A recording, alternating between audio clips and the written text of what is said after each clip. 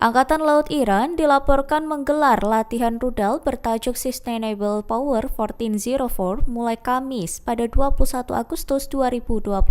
Dilaporkan latihan ini akan berlangsung selama 2 hari di Samudra Hindia Utara dan Laut Oman, melibatkan unit permukaan, bawah permukaan, penerbangan, rudal pantai ke laut, rudal berbasis laut, dan unit peperangan elektronik. Mengutip dari Tasnim, juru bicara latihan Laksamana Abbas Hassani mengatakan bahwa peluncuran rudal, latihan peperangan elektronik dan operasi drone akan dilakukan berdasarkan pengalaman latihan sebelumnya dan instruksi baru. Hassani menjelaskan berbagai rudal jelajah jarak pendek, menengah hingga panjang akan dilakukan untuk menghancurkan target mengambang di permukaan laut. Ia menegaskan latihan ini bertujuan meningkatkan kemampuan tempur, memperkuat perencanaan serta pengendalian operasi, menciptakan efek pencegahan serta membangkitkan harapan bangsa Iran. Semua itu, kata Hassani, dilakukan dengan mengandalkan keahlian para ahli dalam negeri. Perdana Menteri Israel Benyamin Netanyahu bersama Menteri Pertahanan Israel Yoav Katz menargetkan seluruh jalur Gaza berada di bawah kendali penuh Israel pada Kamis 21 Agustus 2025. Serangan darat ini sebelumnya disetujui pada Selasa 19 Agustus lalu.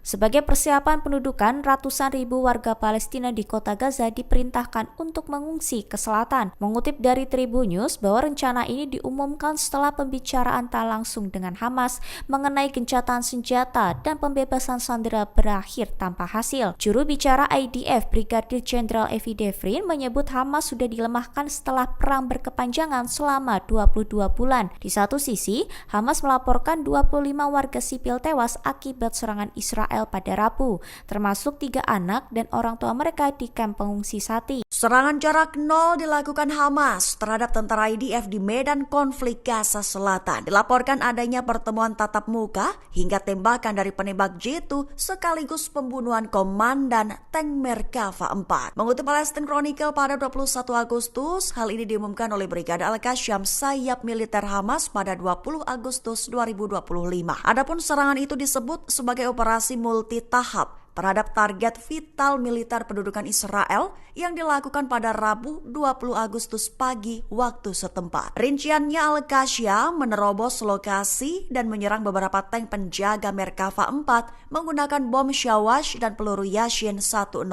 Juga menargetkan rumah-rumah tempat tentara Israel dibentengi dengan peluru anti-benteng, senjata ringan, dan granat. Di saat proses masuknya ke rumah tersebut, Al-Qassam membunuh beberapa tentara Israel dari jarak dekat, sekaligus berhasil melukai seorang komandan tank Merkava 4 dengan tembakan penembak jitu. Lantas, demi mengamankan jalur mundur mereka, Al-Qassam menembaki area di sekitar operasi dengan mortir untuk menghentikan bala bantuan. Saat pasukan penyelamat Israel tiba, seorang pengebom bunuh diri meledakkan dirinya di antara para prajurit yang menyebabkan lebih banyak korban. Al-Qassam mengonfirmasi bahwa serangan itu berlangsung selama beberapa jam dan mereka menyaksikan helikopter Israel mengevakuasi korban luka.